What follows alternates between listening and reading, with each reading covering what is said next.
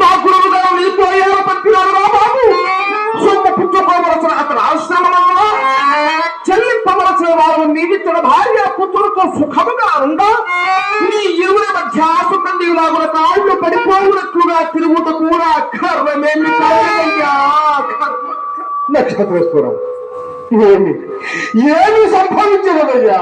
ఇంకా ఏమి ఏ దెబ్బలుగా నన్ను కుటుంబం నెగ్గివేయాలి. ఈ ఘోరారణ్యములో నన్ను వెనుకొని పడవేయించి నీవు నువ్వు యాది బిడ్డలు క్షేమముగా వచ్చినారు కదయ్యా. నేనెక్కడ చచ్చిన నీకేమి లేవయ్యా.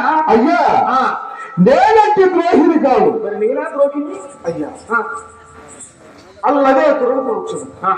దాని నీడకు మెల్లగా తీసుకుపోయిదరము. అంత ఆయాసము తీరుదయ్యా. అట్లయినచో చెయ్యి గట్టిగా పట్టుకోమునయ్యా. బొత్తుగా సొంతం విడిగిపోయినదయ్యా.